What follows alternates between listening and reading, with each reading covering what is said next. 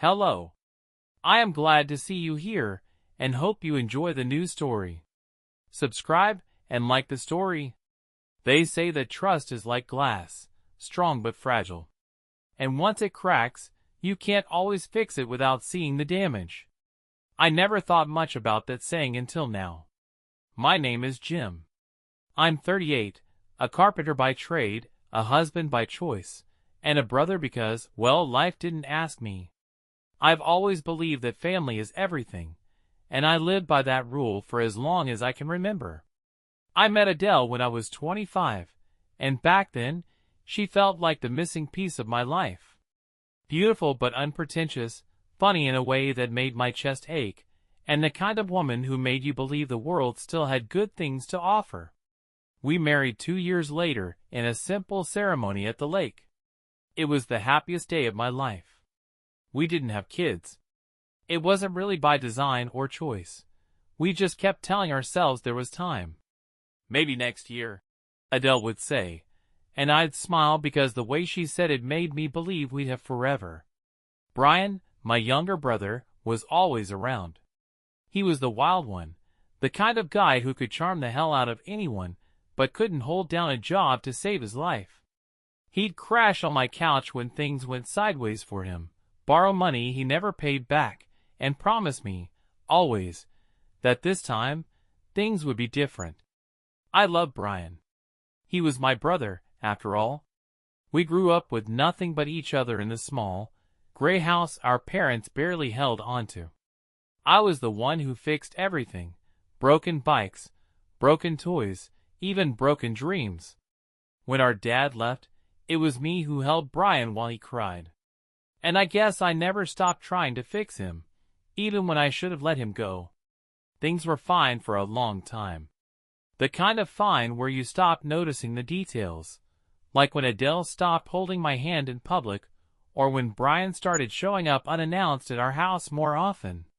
I didn't think much of it at first. Adele liked him. "He's good company," she said once when I asked if his visits were bothering her. I believed her because why wouldn't I? But then the cracks started showing.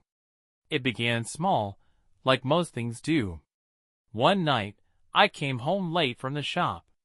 I had a big job restoring an old oak dining table, the kind of work I loved losing myself in.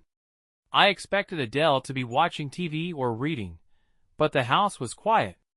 I found her in the kitchen, sitting at the table with a glass of wine, her phone angled away from me as I walked in.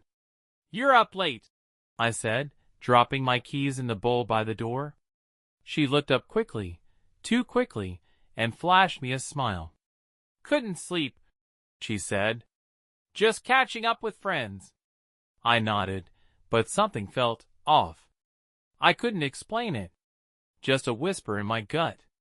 I leaned over her shoulder, trying to sneak a glance at her phone, but she locked the screen before I could see anything. "What are you working on?" I asked casually. "Just texting Lisa," she replied, shrugging it off. Lisa was one of her girlfriends. A real chatterbox.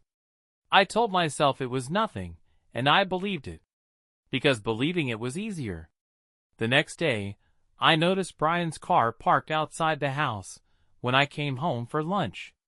I didn't think much of it. He was always around.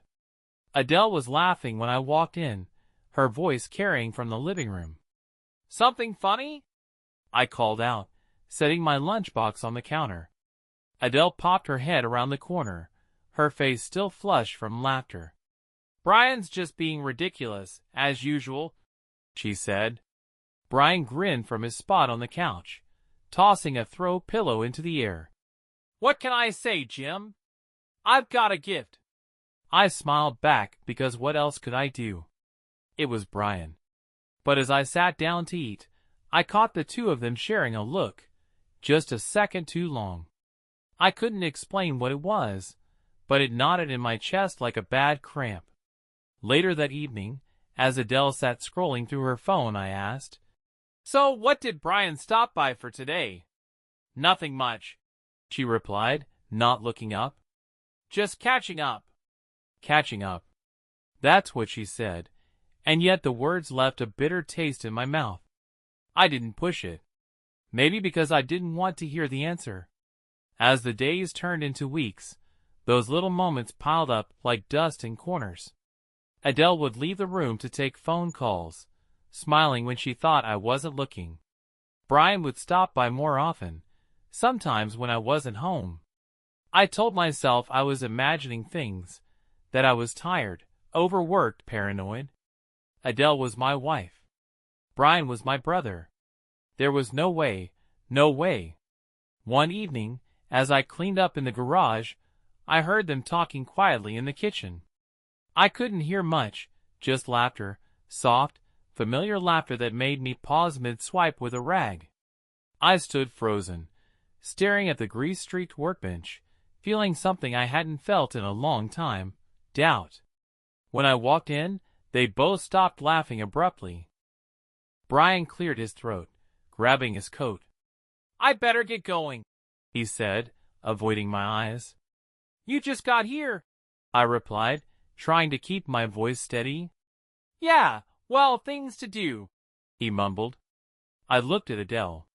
She was busying herself with dishes, her back to me. "Everything okay?" I asked. "Of course," she said too brightly. "Why wouldn't it be?" Why wouldn't it be?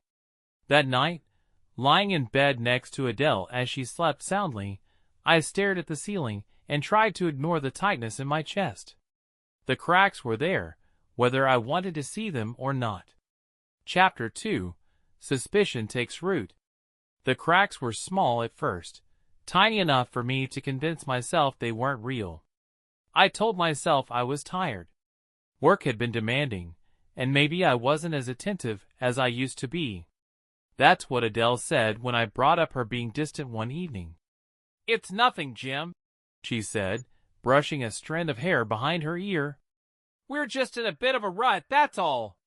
It happens to everyone. You've been so busy with work, and I've just been keeping to myself." I nodded, forcing a smile. "Yeah, I get it." But I didn't. Not really. Brian started showing up more often after that conversation. Some days, I'd come home and find him laughing with Adele over coffee, his feet kicked up like he owned the place. I should have said something, but I didn't. What could I say? That I didn't like how comfortable he looked in my home.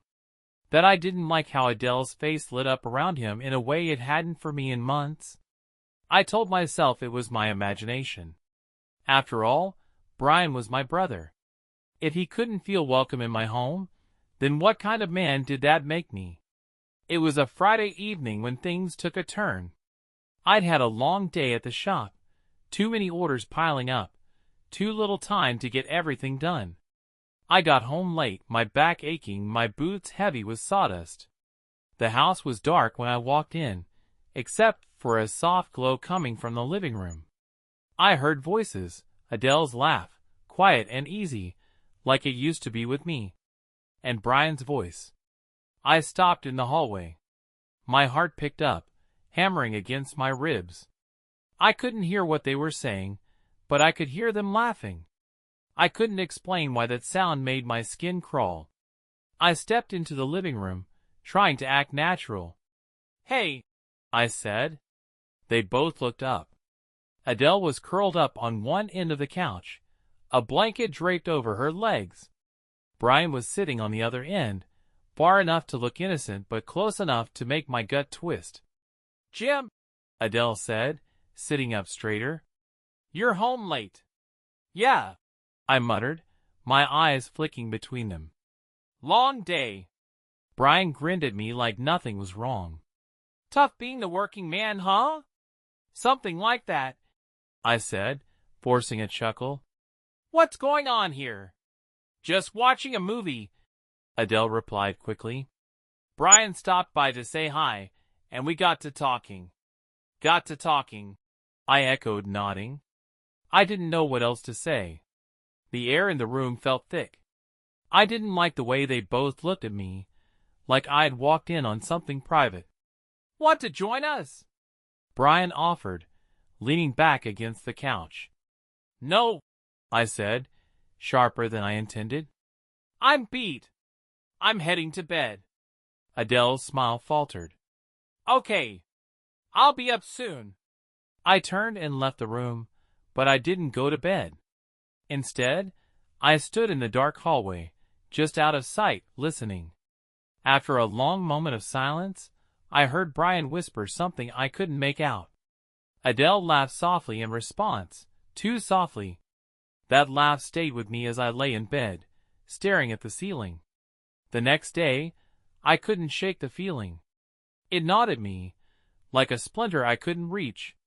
I told myself I was being ridiculous, paranoid. But the thoughts wouldn't leave me alone. At work, I found myself distracted. I nearly sliced through my hand with a table saw because my mind was elsewhere. Later, while sanding down a cabinet door, I realized I'd been staring into space for who knows how long, my thoughts circling back to Brian and Adele. I had to know. That evening, when Adele went out to meet Lisa for dinner, I did something I never thought I'd do.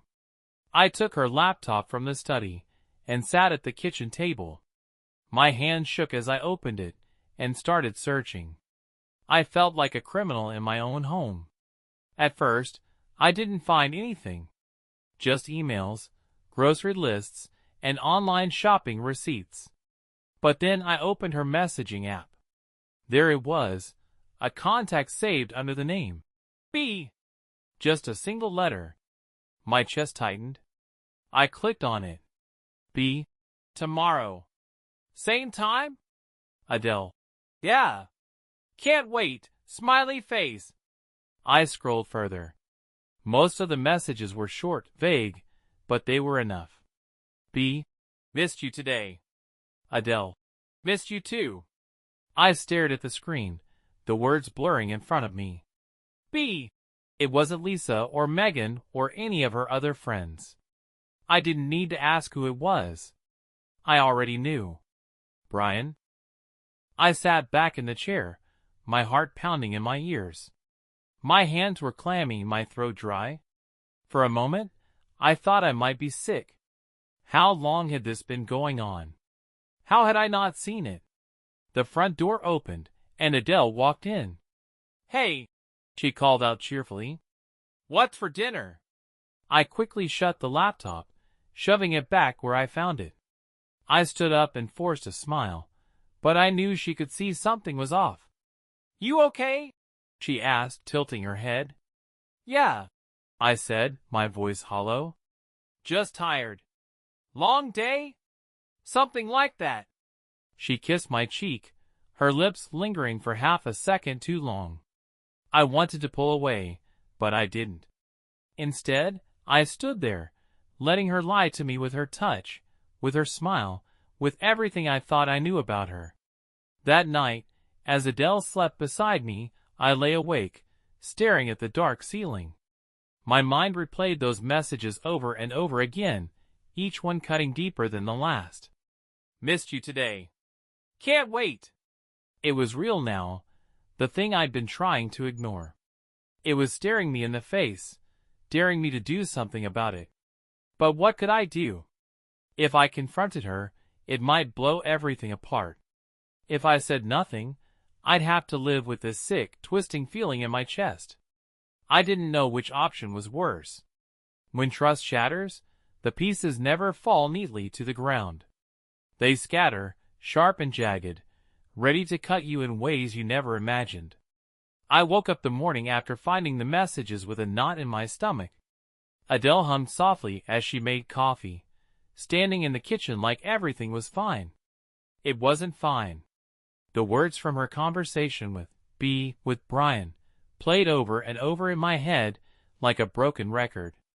Can't wait. Missed you today. I watched her from the doorway, my jaw tight, my fists curled. How could she stand there so calm, so normal? Did she think I was a fool? Morning, she said when she noticed me, flashing her easy smile. The smile that used to make my heart skip now made my stomach turn. Morning, I muttered. Something wrong? She asked, her tone light. Her eyes searched mine, though, studying me. Did she sense something? No, I said. Just tired. I turned and left before I said something I couldn't take back. That day at work, I couldn't focus. I botched a set of cabinets so badly I had to scrap the whole thing. My coworker, Mike, noticed. "You all right, man?" he asked, leaning against the workbench. "Yeah, just a rough night," I said, brushing him off. "Well, your head's not in it today. Maybe take a break." Take a break. I wish I could have taken a break from my own damn thoughts. They were relentless. By lunchtime, I'd made up my mind. I needed proof. Real proof. Something that couldn't be brushed off as my imagination. That evening, Adele said she was meeting Lisa again. "Another dinner?" I asked, watching her slip on her coat. "She's going through a breakup. She needs me," Adele replied, her voice steady as she tied her scarf. I almost laughed. How easy it was for her to lie, to look me in the eye and spin a story. "Don't wait up," she added as she grabbed her purse. "Yeah," I said, my voice flat. "Have fun." She paused for half a second, just long enough for me to see something flicker across her face. But then she smiled and walked out the door. I sat in the living room for a long time after she left, staring at nothing. Then I grabbed my keys. Brian's apartment was a cheap place on the edge of town, the kind of building where the paint peeled off the siding and no one bothered to fix the flickering hallway lights. I'd been there a handful of times before to drop off tools or pick Brian up when he needed a ride. I knew it well enough. I pulled into the lot and sat in my truck, watching the entrance. I told myself this was stupid, that I was being paranoid and I'd find nothing. But my gut wouldn't let me turn around. At 8:17 p.m., Adele's car pulled into the lot. My stomach dropped as I watched her park, kill the engine, and step out. She looked around, her head swiveling quickly, then hurried inside. I gripped the steering wheel, my knuckles white. There was no denying it now. No more excuses. She was here. I climbed out of the truck and followed her, my footsteps heavy on the concrete stairs. Every nerve in my body screamed at me to stop, to turn back, to not see what I already knew was happening. But I kept going. I reached Brian's door, number 203. I stood there for a long moment, staring at the cheap brass numbers. My chest felt tight, and my vision blurred with anger. I raised my hand, ready to knock, ready to pound on the door until it splintered into pieces. Then I heard it.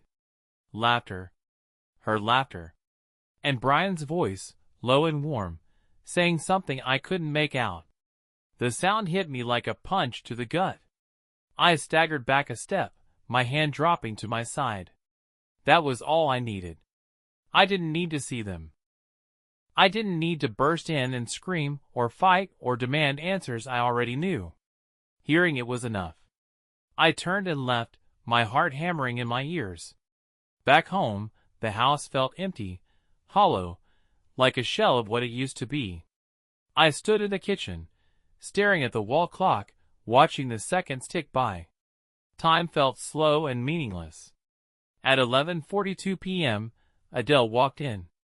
She looked startled to see me sitting at the table, my hands folded neatly in front of me. "Oh," she said, forcing a smile.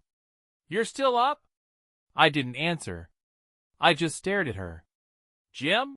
she asked, shifting uneasily. "Where were you?" I said, my voice calm. Too calm. "I told you. I was with Lisa." "No, you weren't." She froze, her hand still on her purse strap. "What do you mean?"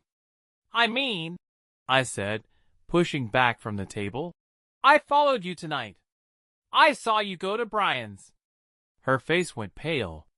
For the first time in our marriage, I saw real fear in her eyes. "Jim, don't," I snapped, cutting her off. I stood, my chair scraping loudly against the floor. Don't lie to me anymore. She stared at me, her mouth opening and closing as if searching for words. Finally, she let out a shaky breath. I'm sorry, she whispered. Sorry, I echoed, my voice flat. That's it? It's not what you think, she said quickly, stepping toward me. It just happened. I didn't mean to. Didn't mean to? I barked, anger finally breaking through. You didn't mean to sneak around behind my back with my own brother? Tears welled in her eyes, but I didn't care. Not anymore. How long? I demanded. She flinched. Jim? How long? I roared, slamming my fist onto the table. 6 months, she whispered, her voice barely audible. The words knocked the wind out of me. 6 months. Half a year. I stumbled back a step, gripping the edge of the counter to steady myself. I'm so sorry, Adele said again, her voice trembling. I never wanted to hurt you. I looked at her, the woman I had loved for years, the woman I thought I knew, and I felt nothing but emptiness. Get out, I said quietly. Jim? Get out, Adele. She hesitated, tears streaming down her face, but I didn't move. Eventually, she grabbed her coat and walked out the door. When the house was silent again, I sat back down at the kitchen table. My hands were shaking, and my chest felt hollow. I wanted to scream, to break something, to wake up from whatever nightmare this was. Instead, I sat there in the dark, listening to the quiet hum of the refrigerator and the distant ticking of the clock. Everything I thought I knew about my life was gone, shattered like glass. The house felt different after Adele left at night, quieter, heavier. Like something had been ripped out of it, leaving behind an emptiness I couldn't fill. I sat at the kitchen table for what felt like hours, staring at the spot where she'd stood. 6 months. Half a year of lies, whispers, and stolen moments under my nose. The worst part wasn't just that it happened. It was who it happened with. My brother. I don't know when I fell asleep. I must have dozed off in the chair because I woke up to sunlight streaming through the window, and my neck stiff as hell. The clock read 7:24 a.m. I was late for work, but I didn't care. A knock on the door jolted me out of my thoughts. I knew who it was before I even opened it. Brian. He stood on the porch, hands shoved deep into his jacket pockets, his face pale. He looked like a kid caught stealing, not the man who'd stabbed me in the back. Jim, he said, his voice soft, apologetic. Can we talk? I didn't answer. I just stared at him, my fingers curling into fists. I wanted to hit him. God, I wanted to put my fist through his smug face, to break something the way he'd broken me. Please, he added. Just give me 5 minutes. I stepped back, letting him in. Not because I wanted to hear him out, but because I wanted to see him squirm. He stood awkwardly in the living room, his eyes darting around like he didn't belong here anymore. Because he didn't. Not in my house. Not in my life. I'm sorry, Brian started, his voice barely above a whisper. I know that doesn't mean much right now, but I am. I never meant for it to happen. You never meant for it. I snapped, my voice cold. So what? You just tripped and fell into my wife's bed? He flinched. Jim, it wasn't like that. I swear. Don't. I cut him off. Don't stand there and lie to my face. I heard her, Brian. I read the messages. 6 months. 6 months you looked me in the eye and pretended like nothing was wrong. You sat at my table. You drank my beer. And the whole time you were... I couldn't finish the sentence. The words felt like poison in my throat. Brian ran a hand through his hair, pacing. I didn't plan any of this, okay? It just happened. Adele, she was lonely. You were working all the time, and she... My chest tightened. Don't you dare blame this on me. I'm not, he said quickly, holding up his hands. I'm not. I'm just trying to explain. I didn't want this to happen. I never wanted to hurt you. But you did, I said, my voice low and steady. You did hurt me. You took everything I believed about family and loyalty and ripped it to shreds. You were my brother, Brian. I would have done anything for you. His face crumpled. I know. I'm so sorry, Jim. I screwed up. I'll do whatever it takes to make this right. You can't, I said, cutting him off. You can't make this right. Silence stretched between us. Finally, Brian sighed and shook his head. I'll leave you alone, he said quietly. If that's what you want. I hope someday you can forgive me.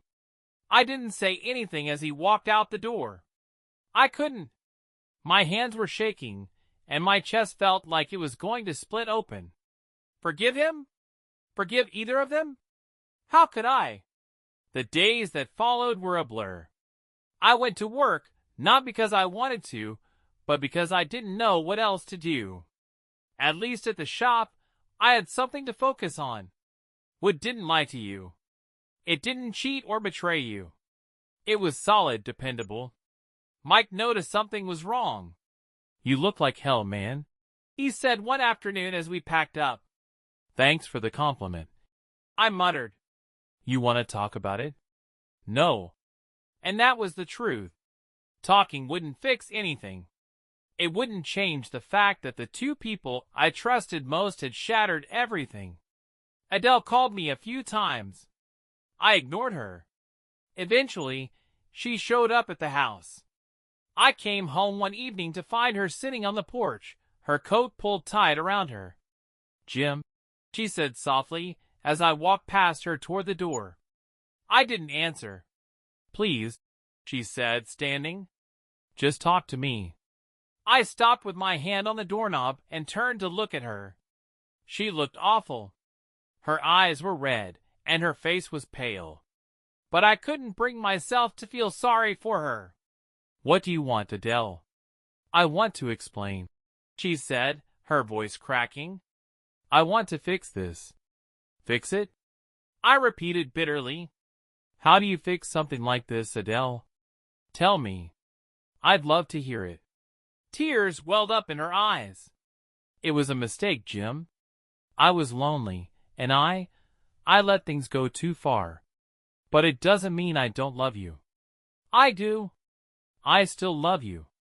I stared at her for a long moment, trying to find any trace of the woman I married.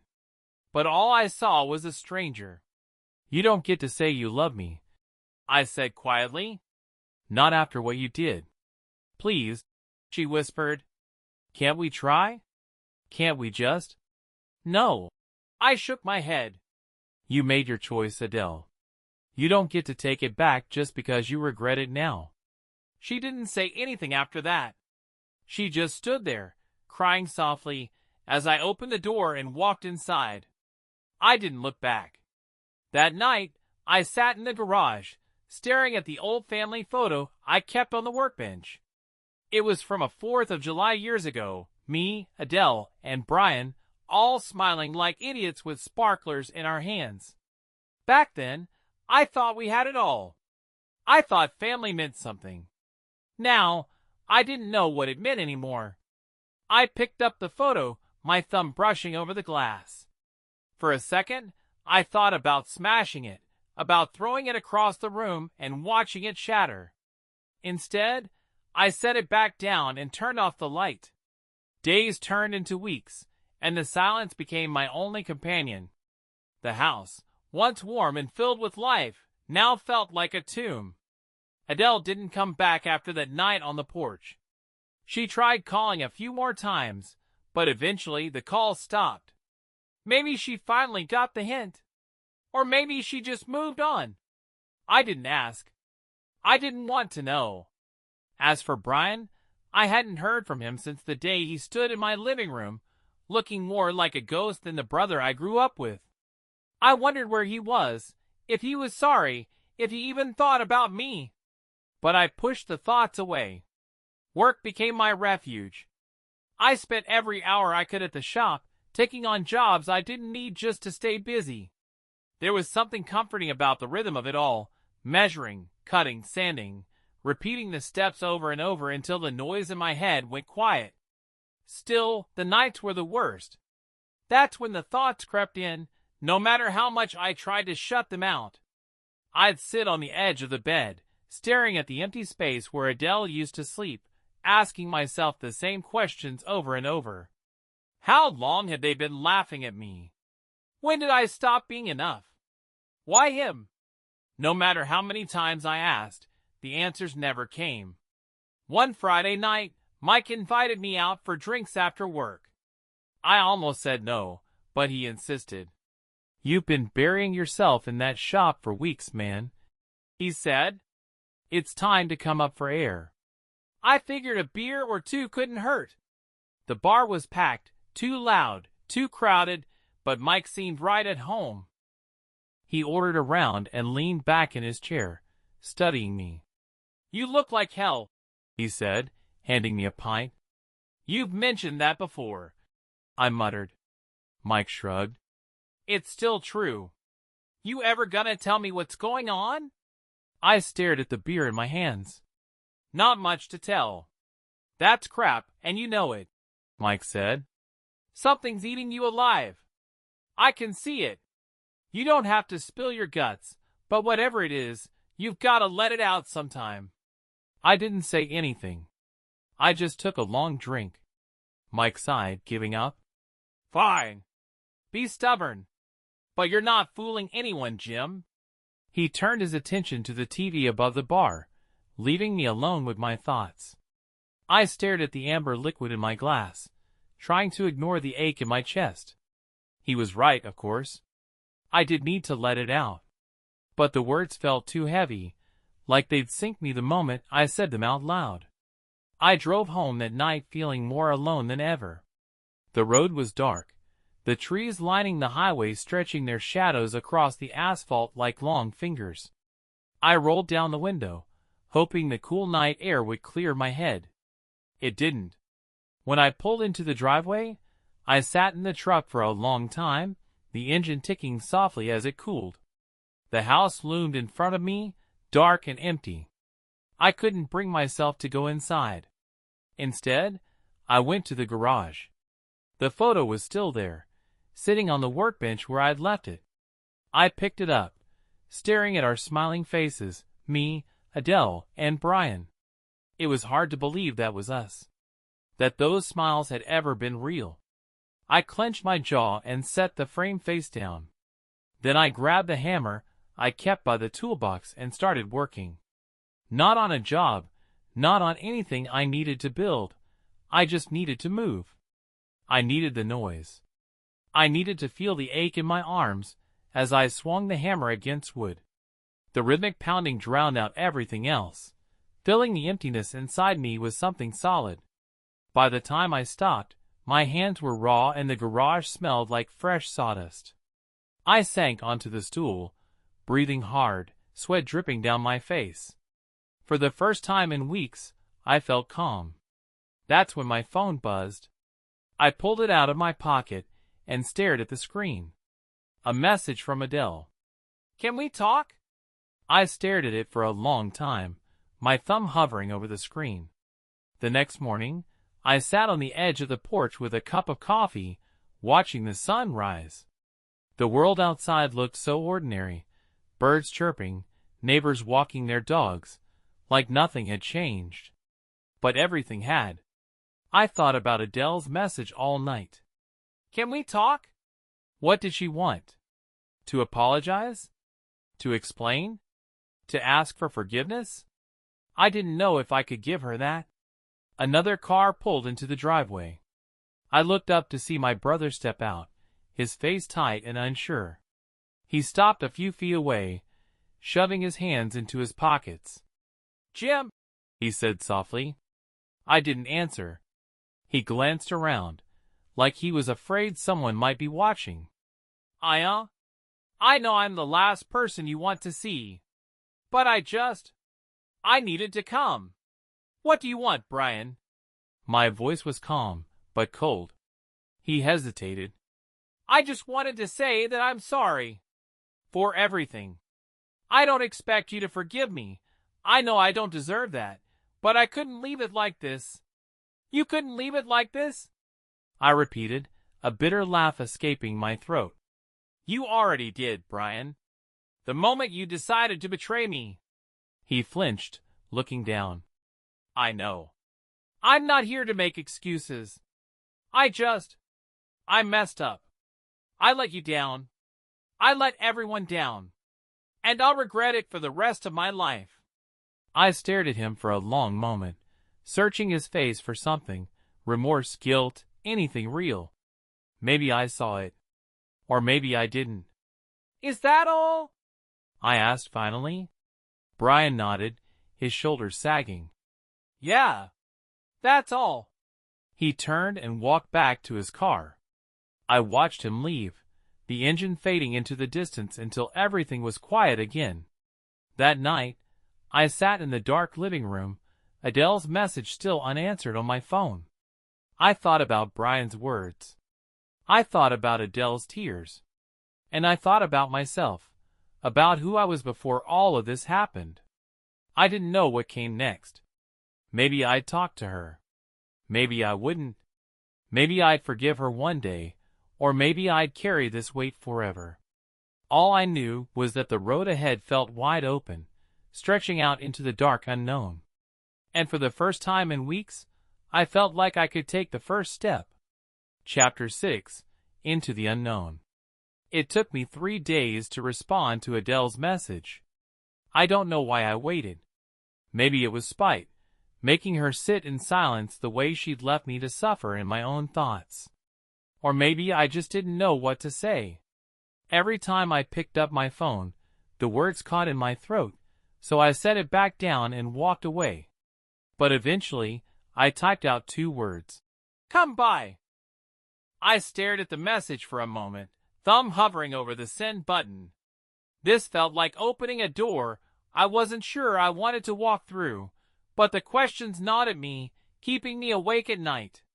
So I hit send. She showed up the next evening. I heard her car pull into the driveway, but I didn't go to the door right away. I let her knock twice before I opened it. Adele stood there in a coat and scarf, her face pale and tired. She looked like she'd aged 10 years in the last month. It should have made me feel better, knowing she wasn't fine either, but it didn't. Hey, she said softly. Come in, I replied, stepping aside. She hesitated for half a second, then walked in, her heels clicking softly against the floor. She looked around the living room like she didn't recognize it anymore, like it wasn't the same place where we used to laugh, fight, and dream about the future. Sit, I said, motioning to the couch. She lowered herself onto the edge of the cushion, her hands wringing together in her lap. I sat across from her in the armchair, keeping the space between us deliberate. For a long time, neither of us said anything. The clock on the wall ticked loudly, counting the seconds. You wanted to talk, I said finally, breaking the silence. She looked up at me, her eyes glassy. Jim, I don't know where to start. Start wherever you want, I said flatly. She swallowed hard, taking a shaky breath. I'm sorry, she whispered. I know you probably don't believe me, and I don't expect you to forgive me. But I needed you to hear it. I'm so sorry. Why'd you do it? I asked, my voice low. She blinked, tears spilling over. I don't know, she said. I wish I had some kind of answer that would make sense, but I don't. I was lonely, Jim. I felt invisible. You were always working, and I told myself that was fine, but then Brian. Stop, I said, holding up a hand. Don't you dare try to justify this by blaming me. I worked to give us a life, Adele. To give you a home, to give us stability. Don't tell me I wasn't enough. She flinched, more tears falling as she nodded. You were enough. That's the thing. I can't explain why I did it. I ruined everything, and I hate myself for it. Not enough to stop, I said bitterly. Adele looked down at her hands. I wanted to. So many times, I wanted to end it. But I was a coward. I didn't know how to walk away. Silence settled again. I leaned back in the chair, staring at the ceiling as the anger drained out of me, leaving nothing but exhaustion. What do you want from me, Adele? I asked finally. She looked up at me, her face desperate. I want to try. I want to fix this. I know you don't believe me, but I still love you, Jim. I do. I laughed bitterly. You love me? You've got a hell of a way of showing it. I know, she whispered. I know I don't deserve another chance. But I'm asking anyway. I'll do whatever it takes. Counseling, therapy, I don't care. I just don't want to lose you. Her words hung in the air, heavy and pleading. I stared at her, trying to find some trace of the woman I married. But all I could see was the stranger she'd become. You should go, I said quietly. She froze, her breath hitching. Jim, I'm not ready for this conversation, I said, cutting her off. Maybe I never will be. She wiped at her face with trembling hands, then stood slowly. Okay, she said, her voice barely a whisper. I understand. I walked her to the door, my chest tight. As she stepped outside, she turned to look at me one last time. For what it's worth, she said, I'll never stop being sorry. I didn't answer. I just closed the door behind her. The days after Adele's visit were quiet. Too quiet. I kept waiting to feel something, relief, anger, sadness, but all I felt was numb. I told myself I'd done the right thing. I couldn't just forgive her. Forgiveness wasn't something you handed out like spare change. It had to be earned.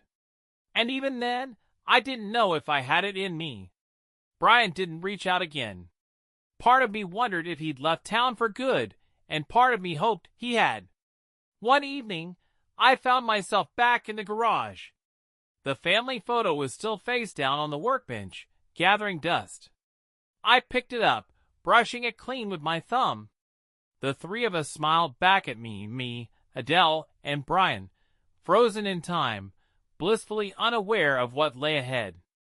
I stared at it for a long moment, then set it back down, this time face up. That weekend, Mike came by the house unannounced. He knocked twice before sticking his head through the door. You alive in here? He called out. Barely, I muttered. Mike grinned and held up a six-pack of beer. Well, we can fix that. We sat on the porch as the sun set, sipping beers in silence. After a while, Mike glanced at me. You ever figure out what you're gonna do? He asked. I shook my head. No. Not yet. Mike nodded like he understood. Sometimes, there's no right answer, man. Sometimes you just gotta take it one day at a time. He was right. I didn't know what came next. I didn't know if I'd ever forgive Adele or Brian. I didn't know if I'd let them back into my life or leave them behind for good. But for the first time in weeks, I felt like I could breathe. The future was wide open, stretching out in front of me like an empty road. I didn't know where it led, but maybe that was okay. Maybe, for now, all I needed to do was keep moving. As the last light faded from the sky, I leaned back in my chair and closed my eyes, letting the quiet settle around me. Whatever came next, I'd figure it out. One step at a time.